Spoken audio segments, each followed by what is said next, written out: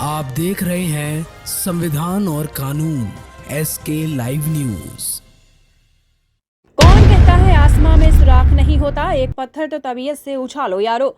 एक गरीब का लड़का राम बाबू ने साबित करके दिखा दिया। राम बाबू के माता पिता मजदूरी कर अपने 4 बच्चों का पालन पोषण करते थे, लेकिन बच्चों को बढ़ाने व आगे बढ़ाने का जज्बा भरा हुआ था। 5वीं गांव में 5वीं पढ़ाई के बाद मां ने जवाहर नवोदय विद्यालय में पढ़ने के लिए भेज दिया और 12वीं तक स्कूल में मैराथन का प्रशिक्षण लेता रहा। उसके बाद उसके संघर्ष की कहानी शुरू हुई। चीन में चल रहे एशियन गेम्स में कांस्य पदक जीतने वाले राम बाबू ने राष्ट्र का गौरव बढ़ाने के साथ जिले का मान सम्मान भी बढ़ाया है। राम बाबू लॉकडाउन के दौरान गड्ढे खोदने से लेकर राष्ट्रीय खेल 2022 में NR को हराने तक राम बाबू की यात्रा कड़ी मेहनत और धैर्य से भरी थी।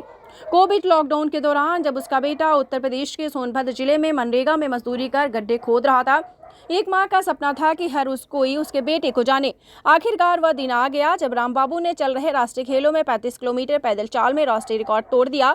राम बाबू ने हौसले को थमने नहीं दिया। अपनी मेहनत के बल पर अंतर्राष्ट्रीय एशियन खेल में कांस्य पदक जीतकर अपनी मां का सपना पूरा किया।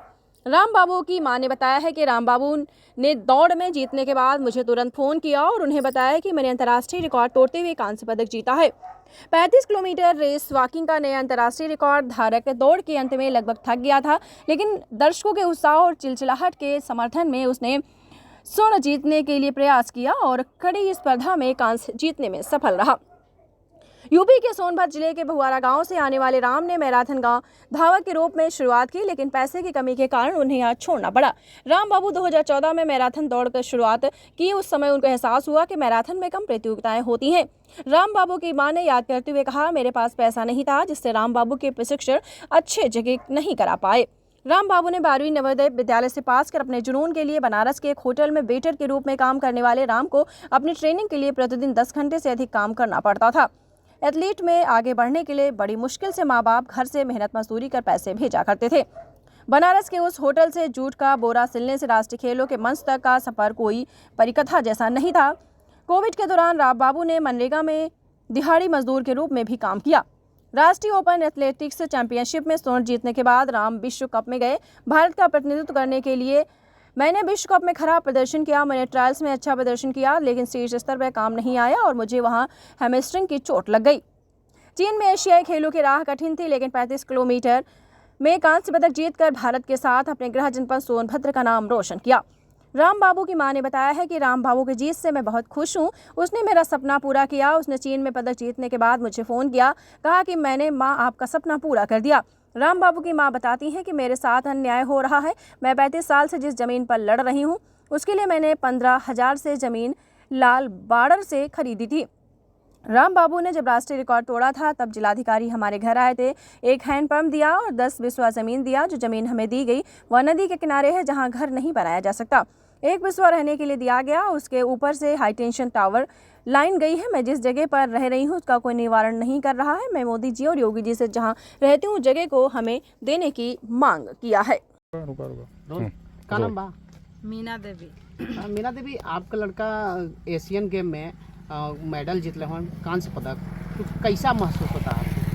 हम लोग खुश हैं सर, खुश हैं कि लड़का हमारा अपना जिम्मेदारी समझ के कैसे कठिनाइयों से वहाँ तक पहुँचा है, वो तो हम समझ रहे हैं, हम जान रहे हैं। जिस तरह से गरीबी में आप वो लड़का आगे बढ़ा, तो कैसे बढ़ा, इतना आगे कैसे चला गया? सर हमारा भी सपना था। हम इतना अपमानित हैं अपने गांव से, अपने पड़ोसियों से कि हम क्या बताएं। हम इतना अपमानित हैं अपने बच्चों के। यही हम समझा रहे थे कि बेटा पढ़ लो। हम लोगों को तो गरीबी में किसी तरह से खचिया खुदारी करके हम लोग जी रहे हैं। लगन अगर तुम भी नहीं पढ़ोगे तो यही दशा तुम्हारी भी होगी। तुम पढ़ लो। एक प्रधानमंत्री, एक गरीब आदमी, वो भी इंसान है, हम इंसान हैं, लेकिन हमारा क्या इज्जत है, उनका क्या इज्जत है। बस संपन्न की बात है। जो संपन्न है उनका इज्जत है, जो गरीब है उनका कहाँ इज्जत है? तो कहीं इज्जत नहीं है। तो गरीबी में जब तो अब अपने गरीबी में हम मजदूरी करके और अपने लड़कों को समझा कर उसको पढ़ाए लिखाए, उसके पिताजी मजदूरी करके उसको वहाँ तक पहुँचाए। फिर वो जब उसको वहाँ नवोदय विद्यालय से फिर निकल गया वो, तो उसको पैसा का और आवश्यकता था, तो हम गांव में से दूध लेकर खोआ बनाकर फिर बेच के उसको पैसा देती थी। तो ये कहाँ अभी दूसरे जगह भी पता चला है कि काम आप मजदूरी करके उसको पैसा देती हैं, वो भी कहीं नौकरी करके हाँ, और राम बाबू वो बनारस में पहले होटल पे काम कर रहा था, फिर होटल पर उसको दिक्कत हो रही थी तो फिर जूट बोरा सी के सिलता था। वो भी अपना जुगाड़ करके पढ़ रहा था पैसा से। तो ये मतलब जैसे तैयारी कहाँ करता था जब बचपन में था, तो ये तो तैयारी बचपन में नवोदय विद्यालय में उसका 5 में ही प्राइमरी में पढ़ा है 5 तक। फिर नवोदय विद्यालय का हमको कसहूँ पता चला तो हम उसमें उसका फार्म वार्म भरवाए, टेस्ट दिलवाए, टेस्ट निकल गया तो उसमें एडमिशन हो गया। इंटर तक उसी में पढ़ा है नवोदय विद्यालय में। अच्छा। हाँ, फिर नवोदय विद्यालय में निकल गया तो प्रैक्टिस कर रहा था बनारस भी, फिर भोपाल में चल गया। तब ऐसे ऐसे करके अपना कितने बच्चे हैं आपके? हमारे 4 बच्चे हैं। अच्छा, और बच्चे क्या कर रहे हैं? और 2 लड़कियां बड़ी हैं, उन लोगों का शादी हो गया है। एक लड़की है इलाहाबाद में इंजीनियरिंग कर रही है, एक राम बाबू है बस। इकलौता लड़का है। हाँ, इकलौता। सरकार से कुछ मांग है आपकी? सरकार से सर इतना हमारे साथ अन्याय हो रहा है, हमको न्याय मिल ही नहीं रही है तो क्या सरकार से हम क्या आशा उम्मीद रखें कि हमको सरकार से क्या मिलेगी। जब नेशनल जीता था आपका लड़का तो डीएम सोनभद्र ने कुछ दिया था आपको? हाँ, डीएम साहब आए थे, हैंडपंप दिए, लगवाए, पानी की व्यवस्था कर दिए। 10 बिस्सा ज़मीन, 11 बिस्सा ज़मीन वो दिए हैं डीएम द्वारा हमको मिली है। तो 10 बिस्सा तो नदी के किनारे है, वहाँ घर बनाने लायक नहीं है, उसमें हम धान लगाए हैं। 1 बिस्सा जो मिला है वो बउहरा में मिला है, तो वहाँ 11,000 लाइन है आगे जो मिला है। तो हमको नेपाल प्रधान पहले आए नापे तो 11,000 लाइन छोड़ के नापे। फिर जब पिलर उलर खना गया हम सोचे कि अब उसमें पिलर खड़ा करें, तो फिर आए नेपाल प्रधान और नाप दिए 11,000 लाइन के नीचे।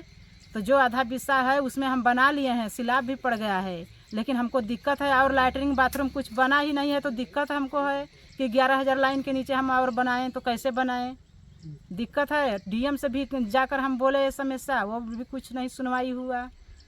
उसके बाद जहाँ रह रहे हैं अपना 1 बिस्सा ज़मीन नहीं है शुरू से भी।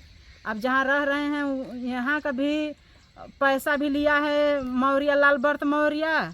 अब यहाँ से वो सब भगा रहे हैं। जो बंजर ज़मीन है 3.5 बीघा यहाँ बंजर थी, लेकिन आज के डेट में वो अपने नाम से करवा लिया, ना पता कैसे पैसा वैसा दे करके। अब हमको यहाँ से सोच रहा है कि हम भगा दें। हमारा पैसा भी लिया है, हमारा इंदिरावास भी यहाँ बना है, हम 35 साल से यहाँ रह रहे हैं। 1998 का यहाँ हमारे नाम से इंदिरावास इसमें बना है। लेकिन अब ये सब क्या कहते हैं कि यहाँ से आप चली जाइए, आपको डीएम साहब ज़मीन दे दिए तो यहाँ से आप चले जाइए। तो हम यही बोलती हूँ क्या डीएम साहब इसी का संतिर दिए हैं? पैसा लिए हो तुम, डीएम साहब तुम्हारा भरपाई किए हैं? सही बात। तो अभी आपका लड़का कहाँ है? इस समय अभी चीन में है। अब कल 6 तारीख को वो दिल्ली में आ जाएंगे कल। तो यहाँ सोनभद्र कब आएंगे आपके घर अपने? कब अब आएंगे? ये बात नहीं हुआ है कब आएंगे, अब फिर बात होगा तो बताएंगे। खबरों के लेटेस्ट अपडेट के लिए इसी तरह हमारे साथ जुड़े रहें और इस वीडियो को ज्यादा से ज्यादा शेयर करें।